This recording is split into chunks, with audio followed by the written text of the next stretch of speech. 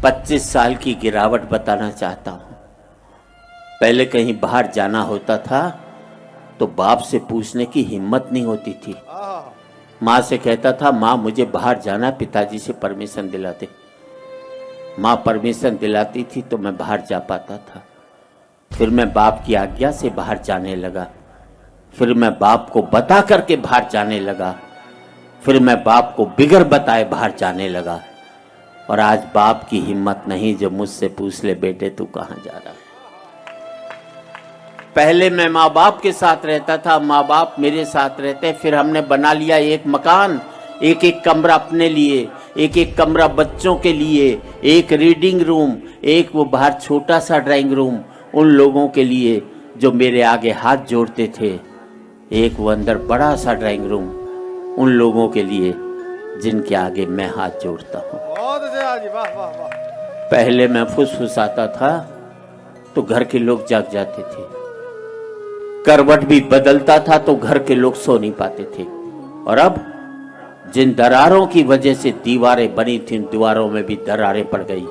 अब मैं चीखता हूं तो बगल के कमरे से ठहाके की आवाज सुनाई देती है और मैं सोच नहीं पाता हूं कि मेरी चीख की वजह से वहां ठहाके लग रहे हैं या उनके ठहाकों की वजह से मैं चीख रहा हूं। क्या बात है, वाह वाह वाह वाह।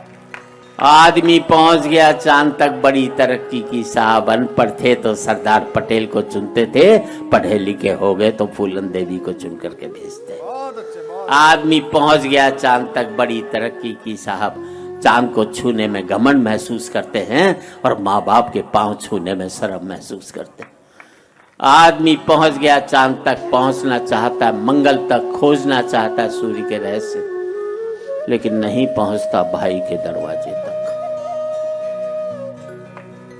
और आज इस समृद्धि की ऊंचाई पर बैठकर मैं सोचता हूं इसके लिए मैंने कितनी बड़ी खो दी है खाइयां।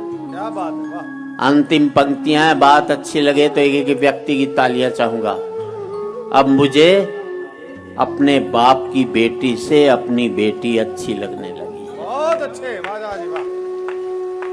अब मुझे अपने बाप की बेटी से अपनी बेटी अच्छी लगने लगी है। मुझे बाप के बेटे से अपना बेटा अच्छा लगने लगा है। पहले मैं माँ बाप के साथ रहता था, अब माँ बाप मेरे साथ रहते हैं। अब मेरा बेटा भी कमा रहा है, कल को मुझे उसके साथ रहना पड़ेगा। और हकीकत यही है दोस्तों, तमाचा मैंने मारा है तो तमाचा मुझे खाना भी पड़ेगा।